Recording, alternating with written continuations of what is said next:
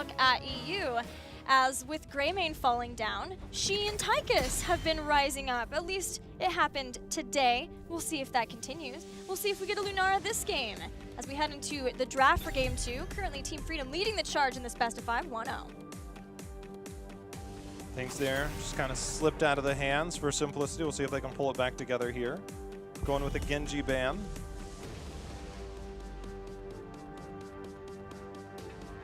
Genji ban.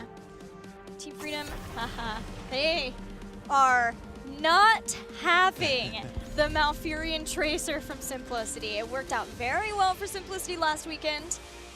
They do not want to deal with it. Again, you know, when we mentioned the statistics for Tyrael, he rose in priority in terms of being first pick potential. I think that a lot of teams are going to fall off of that, especially after last week's results. But with the new Malthael changes, Malthael makes it through here again as first pick, Gilly. For Simplicity, it is the priority, and whether that is somewhat of a deny from Nasmus, or just happens to be that we've seen Airhall be willing to play a lot of Malthael, and if they feel, as I am assuming a lot of NA does, that he has only risen in priority with the changes that he's made, then it's first pick worthy here for Simplicity, but that does give Greymane and Blaze back to Team Freedom. Yeah, that's what they ran with in their first 2 picks last game. Identical draft so far. We'll see, will Hanzo be the pickup here? I think that Hanzo, you know, Sky Temple, it made sense. He's doesn't have the same type of walls, I guess, to kind of bounce his scatter arrow off of around the temples, but, you know, plenty of other reasons to pick him up, paid dividends later in the game. But again, Towers of Doom, it just really feels like there's a lot more opportunities to get more value out of Hanzo. The Lunara pick and Uther, I think, are potentially a little bit scary because one team could potentially try and go with Uther. We saw Uther banned out against Simplicity, so they might be contemplating their support a little bit earlier here. Thought that we'd see King Caffeine's ETC again, still available. This time they're going to add Tyrael, giving us a pretty melee-heavy composition for Simplicity. Though we do know that they are willing to run something like that. We've seen Zuna's Kerrigan have great success on Dragonshire. We'll see how this one works out here, who's going to be playing what. I kind of expect Zuna to switch over to that Malthael, but we'll have to see. That's a lot of sustain on that front line. Malthael obviously can heal up. ETC, once he gets Prog Rock finished, has that AoE heals. Tyrael gives the AoE shields. So there's a lot of ways to survive on the front line. I think when it comes to that, you can pair basically any support back there. You'll probably have a little bit higher odds in terms of staying alive. It's just a matter of, do you bring the damage?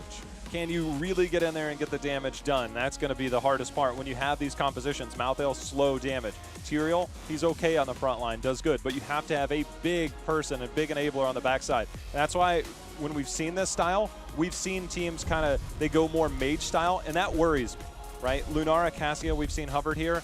If we're going to go anything, I think we need some type of auto attack that has a finisher. Definitely.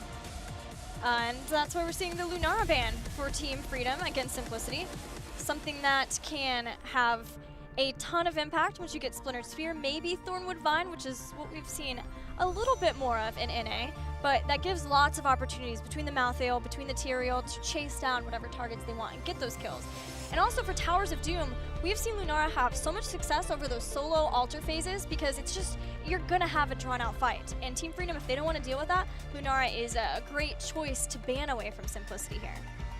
And now that Uther's been let through, you know, Team Freedom, you know, they haven't had as high priority on Uther, but it's definitely something that when you pair with a Greymane, it's much more difficult. We've seen 6 games from Collusion, won 4 of those, but when you get Uther Greymane, he's the best enabler. I think Greymane's highest win rate with a support is with an Uther.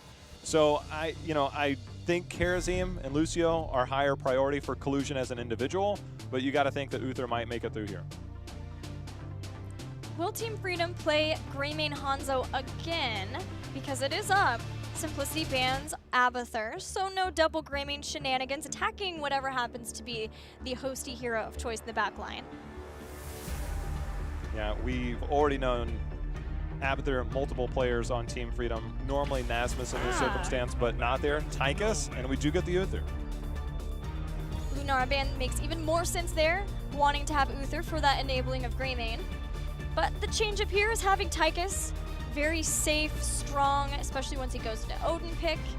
Try to deal with the more melee-centric style, also in having the double warrior up in front. Having minigun is going to be really nice there. maybe trying to stack it up within the rhythm or just Triple burn melee. it down. Yeah, there's a lot. There's a lot of places to You stack. get a for little, that. you get a little, you get a little. We all And get. we all get. We all get some. Yay! So with Tychus and Greymane both picked up, we saw Cassia last game. Hanzo's still let through. Triple melee, again, you need somebody that can set up as well as execute. And I think that going Mage Town, Jaina would probably be the only one because you can follow up off CC a little bit easier and supply a little bit of your own.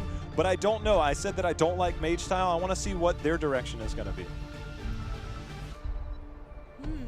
I think it's going to be Jaina. Still, no. Interesting. That is very interesting, actually. Gul'dan and the return of K1 Pro's Rhaegar. All right. Somewhat of a change up here. Last game was the first Team Freedom plays. We saw Zugrug run it, having Nasmus play the Ragnaros. Here, with the Stitches plays, should be that we see Zugrug play his Stitches, which, if I remember correctly, has not died yet. We saw him bust that out for the first time versus Team 12. It was the first 2 games where they were disgusting at how strong they were versus Team 12. Didn't die in either of the 2 games versus Team 12. So he's it's a very safe pick. It's going to give them a lot of picks themselves with the hook and the Uther follow-up. Stitches and disgusting?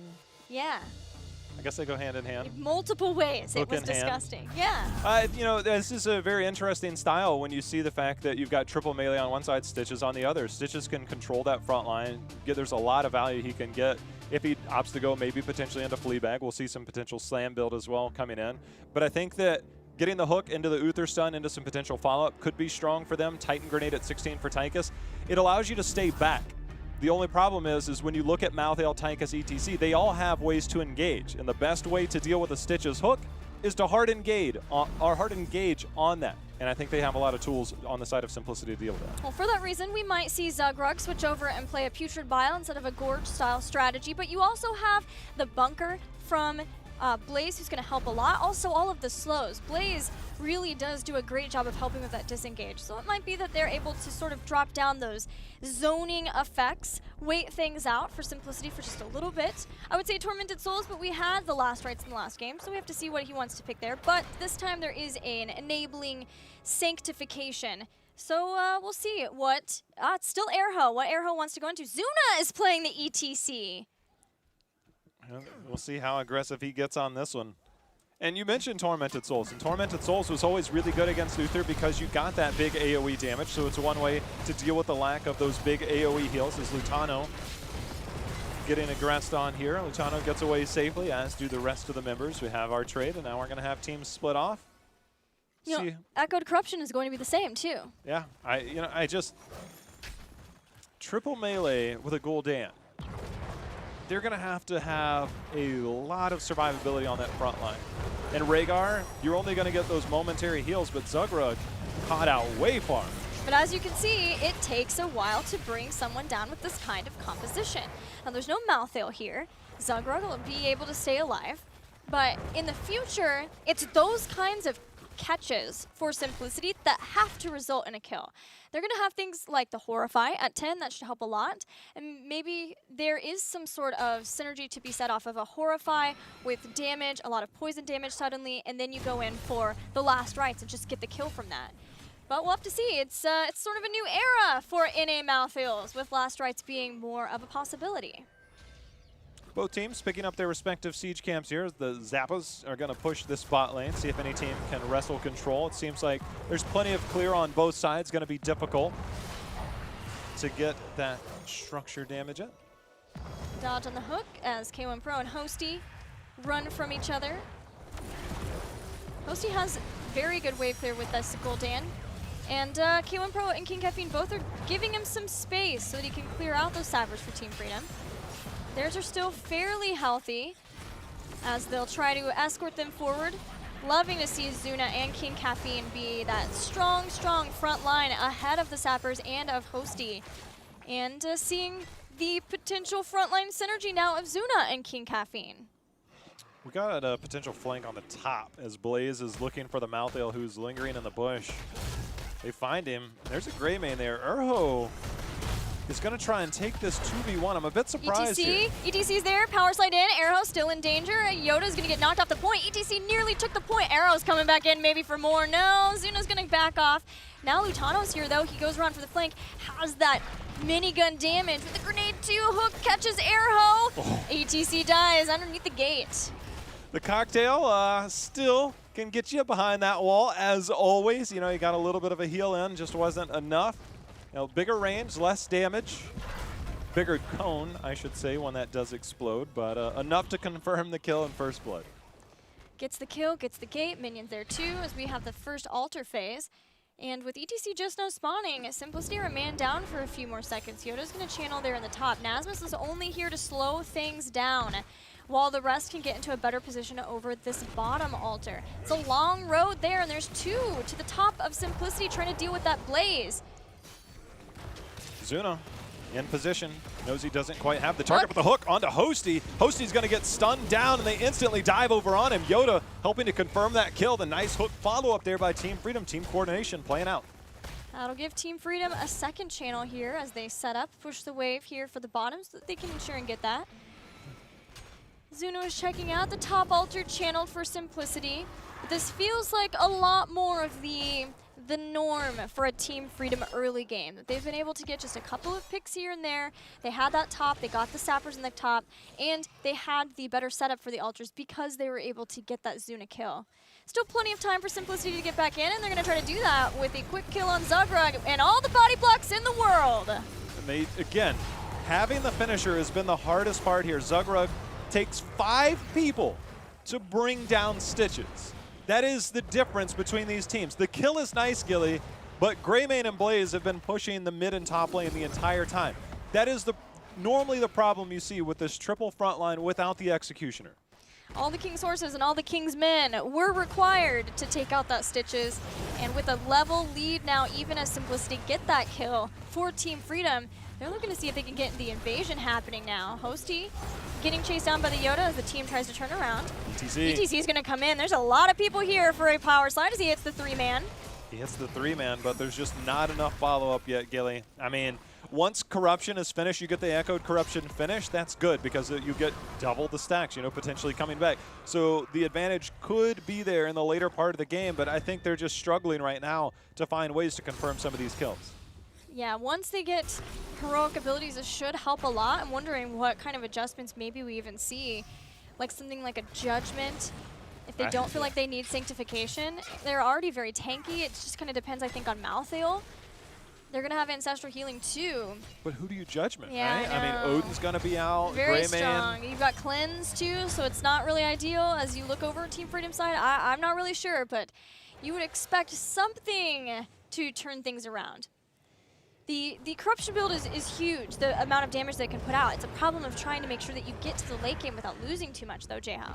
That is always the problem, and you know, we saw a change up in the build for Gul'dan. I believe it might have been Trite last week, where he went the Ruinous Affliction at 16, so you get bonus damage if you hit 3 of those. And there were moments on Towers of Doom where he hit multiple ones that really turned the game in their favor. So it might come down to that in the later part of the stages here. We've got a little bit of a bunker rush happening as Team Freedom are going to use that to siege down, burn down a tower before heroic abilities can come online for Simplicity. It's a short cooldown, so they're happy to be willing to use that up, knowing that it'll be back soon. Simplicity just about to get heroics. It's Gorge over Putrid Bile for Zugrug. Does it surprise you a little given the amount of melee, or is it just kind of like the belly cocoon that we started to see recently to deal with the Tyrael? Yeah, that's very true. We saw that last week as a way of trying to make sure that there's no Sanctification available. As we said before, it's not like a Tyrael, Greymane, everyone's gonna go in. You've got Sanctification like a Kerrigan, right? But you can still get a lot more time of being able to attack with Sanctification, and later on at 20 you can have some shenanigans possibly revolving around altars. But Team Freedom have that too with Divine Shield. It is sort of interesting to see that for me that we didn't see Putrid Bob, but they still have all of the slows and the bunker that Blaze can provide as another way of dealing with that. Yeah, we're still working with Blizzard to officially change that name to the Belly Cocoon. Sounds so much better, right? Yes. Update soon on that, everybody. Don't worry. We'll keep you updated. Yeah, just don't hold your breath. Either way, next altar phase, double altar phase here with heroics on both teams. Gilly, it seems like Simplicity, they're only down 4 shots, but it feels like the control has mostly been on the side of Team Freedom. It feels like they need to try and make something happen, kind of show what this composition can do post level 10, but it looks like we're just going to have an even trade. Yeah, free channel for Collusion as Team Freedom were hoping to go in and stop. Stage Dive's going to drop down as Odin does too. Jet Propulsion buys time for Lutano to stay alive. King Caffeine has to immediately go into Sanctification now. Team turning in, trying to take down the Stitches as the Horrify goes out, but the Ancestral Healing was necessary. Simplicity were fairly low in that. So Simplicity are just going to have to use a lot of those heroic abilities and disengage, but they did keep up with Team Freedom in the altars. Yeah, Stitches actually ate K1 Pro there on the backside, which is why that Ancestral was so late. I think that was, you know, a part that really kept Simplicity from being more aggressive. But again, I think it's really got to be on the Gul'dan's shoulders as we get later in the game. He's only sitting at 21 out of 40 stacks, which is not his fault, right? They just haven't had the opportunities. The altars, the last 2 altar phases have just been trades. So he hasn't had those team fight opportunities, the soft engages, where you normally pick up a couple extra stacks here and there. So it's far from over because it's 28-24. But when we get later in the game, if that's not completed, that is a major point. Yeah, and it's already slowed down as you see Hunger for Power picked up. Oh, this might be a place for them to try to get a kill, though, as Yoda gets knocked back to the Wolves. Simplicity take him out. Bunker was dropped, but you can't, if you can't get to the bunker, then you can't go inside of it. Simplicity were like, hello, would you like to hear about not going into the bunker right now? Yes, thank you. Took him down, get the sappers in the top, and that is a welcome kill. They finally are able to use their composition to get themselves a kill. 10 seconds until Grayman is back, and we've got an altar spawning down at the bottom with a possible invade. Oh, just in the nick of time, Perfect. King Caffeine and team go over. They get the steal, but Zugrug's going to be on point. Stage Dive is in. There's the belly cocoon out, but Zugrug is going to go. Well, we got a D-shield. Nobody can escape the clutches of the triple melee body blocks. They're going to start taking some damage from Lutano as they work their way backward. Blaze is just going to push on the top. Sappers start to bring down that bell tower in the bottom as Simplicity rotate around looking to get this altar. We'll see if maybe they can push down this bottom. That would be huge for them if they can start to get this bell tower down. To maintain this control definitely would be a big step in getting an upper hand, as I think that last kill gave them that opportunity. They're going to do just that, Gilly. I love the call there. Now Simplicity, this is where the ultimate control comes in, but they're looking to turn the tides. Urho getting dove upon as the rest of Team Freedom showing up here. Now they're going to drop a bunker down, which helps make sure that they can soak up some of those Oh, shots. that grenade. Beautiful grenade. Ridiculous grenade from Lutano. That seals the deal, gets the kill on Malthael. And now they're going to step on out. They do not get the bell towers. The rest of Simplicity are willing to rotate up here. Given that they don't have Malthael, they'll still keep Team Freedom around. They feel like they still have the control. They have a Horrify if things get hairy, and they do. They get a Horrify, bringing Nasmus in. They're just not able to do much off of it. I mean, the level 7 talent quarterback, it landed the clutch one. That was a touchdown pass from Lutano. They got the kill. Hey, we already had all the football terms that we need for this all of part 1. That's my quarterback. Yeah, okay. You know, I am a little bit surprised they came up there. They sent multiple members up. They had a sapper camp that was available to obtain in the bottom lane. They would have forced the rotation out of Freedom, given them control. Instead, they went up there, kind of soft engage, maybe looked for an opportunity. And that's not something we traditionally see from most teams, but Simplicity has the kill or be killed mentality a lot of times. And it's their old ways that will always come out. Right now, that allows Freedom to kind of come back, re-engage on this bottom bell tower, and even things up. That's not the first time that we've seen Simplicity have more of a top focus than maybe we expect on Towers of Doom. Another time going up and trying to get the boss over having that bot lane control. And that other time it came back to haunt them. We'll see if that's the same. There are those sappers that are in the bottom lane. Altars activating in 5. It's the 5th altar phase with 24-24 all tied up in experience and kills and everything for this game too.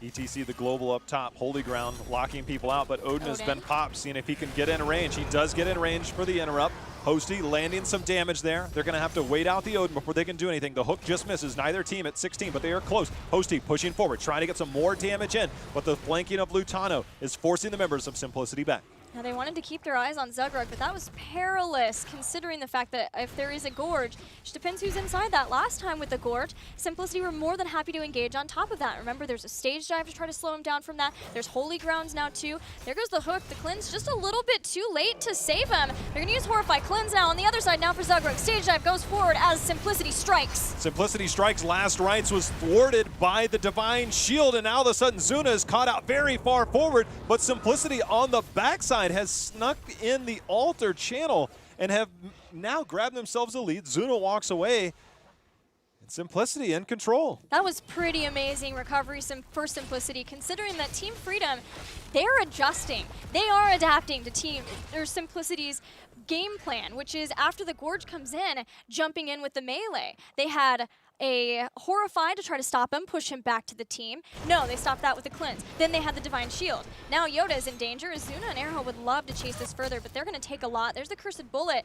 Zuna took so much damage there. He has to go back. Host, he gets hit by a hook from Zugrug, forcing the Ancestral. The Ancestral lands clutch there by K1 Pro, keeping the team alive. Bunker goes down. We've got a couple sappers moving in. All three end up landing, so the bell tower does suffer some structural damage, but lucky to get away there. But the Ancestral, big cooldown, and if the altar phase comes up sooner than later, they might not have that at their disposal. It's a big cooldown, and I am terrified for Simplicity's base. Look at every single bell tower. It is about half or below when you look at that top bell tower. Team Freedom, if they get a huge team fight win, this could be a possible 6 bell tower scenario if they rotate around. Simplicity are walking on eggshells now. They have been able to take the lead in the altars, in the core health, but they cannot give that up at all. It's always a weird thing when you see, all right, it's 4-4 in shots, but yeah, I mean, the amount of structure damage that they've suffered, it could go terribly wrong for them. Gul'dan sitting on 33 stacks skill. He needs 7 more. Did go into Ruinous Affliction. A lot of that, again, he needs those final 7 shots. Needs to find a way to get that damage in, to get something to force the hand of Team Freedom. They've done okay. It's 3-3, but these later team fights are going to get more and more difficult without that. Zuna's on that top sapper camp, which is sort of slowing Simplicity down.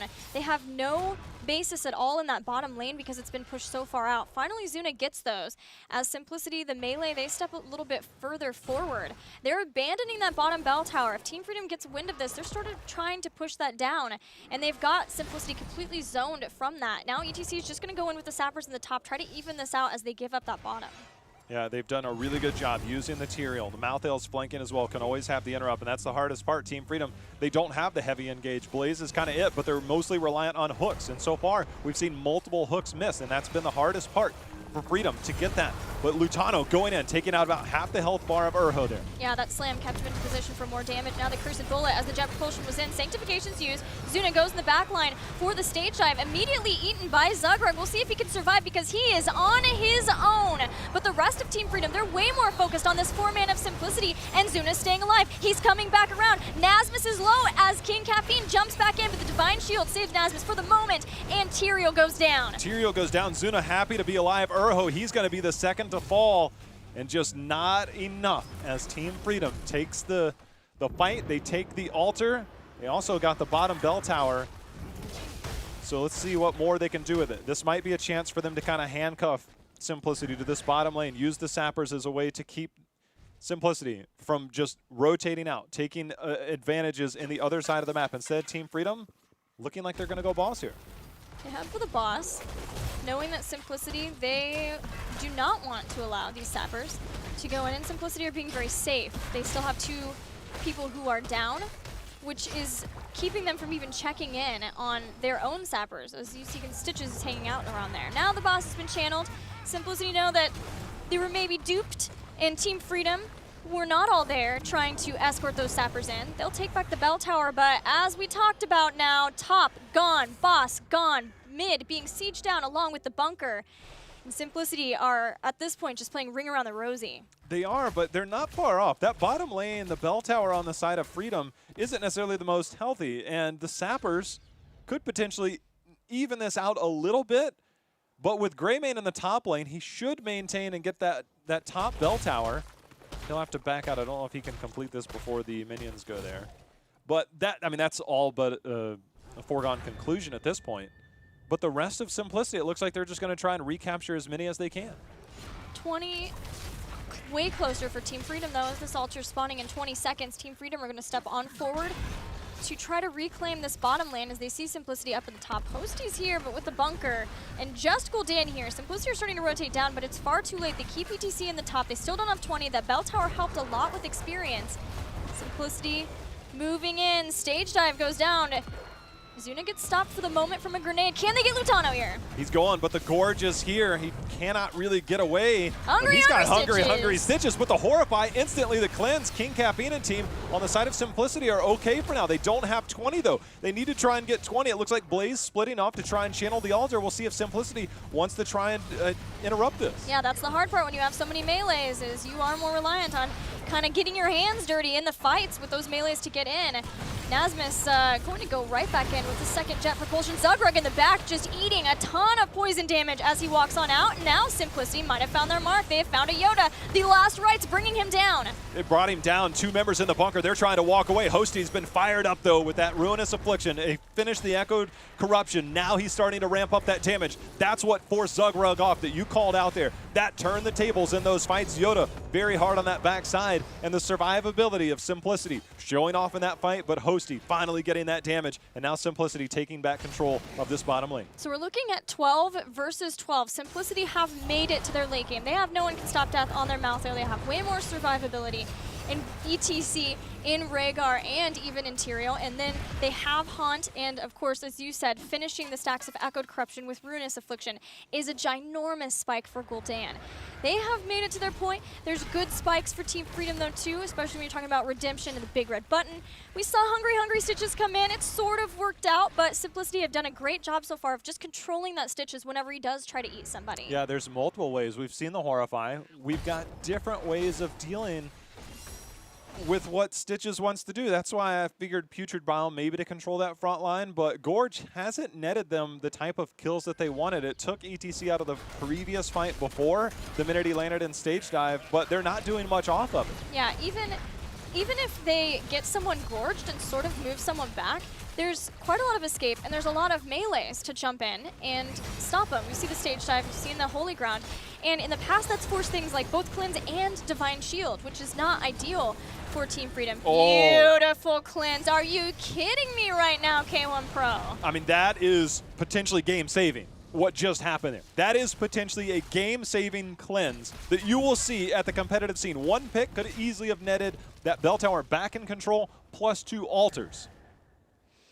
K1 Pro continuing to shine on his brand new role, bringing in Rhaegar and playing it fantastically here in the final week of HGC Part 1. A double altar phase as Simplicity start to move further down. ETC with the channel in the mid. All of Simplicity have roped Team Freedom down to this bottom, and now in getting that channel with ETC, they can move forward into this bottom lane. If they can get a couple seconds on the channel, you can Sanctification and potentially end the game. K1 Pro's going to be there. Let's see if we see any plays made around that. No Sanctification. It gets interrupted. Hosty, however, is going down. The bunker is out. They see the heals coming in. Stitches gets 1.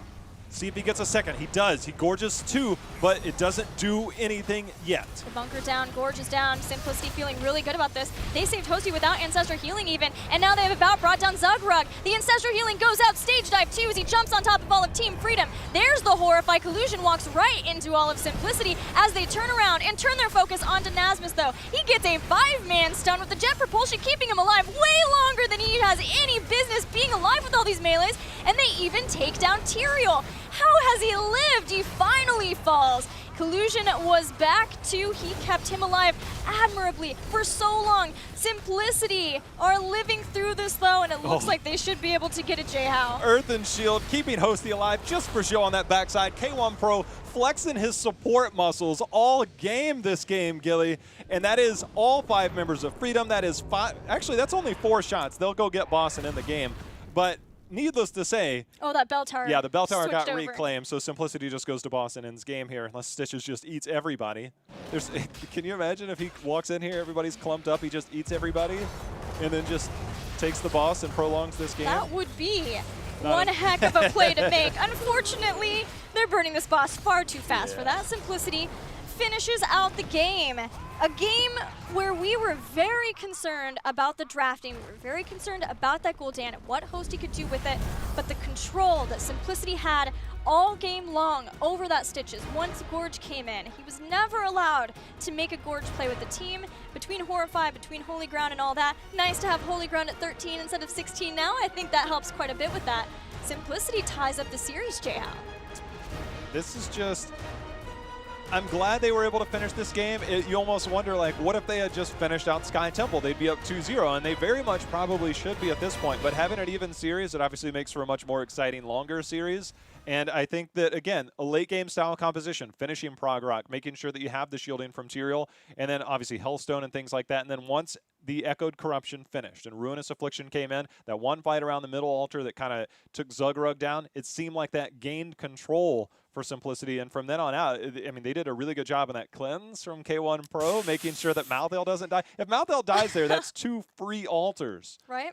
for Simplicity. Instead, K1 Pro's like, hold on, I can do something about this. So he's definitely making plays. Yeah, he has been such an exciting player to watch, all part 1. And we're not done yet. We've got more games to come even in this series. We're going to go to a commercial break. When we return, Game 3.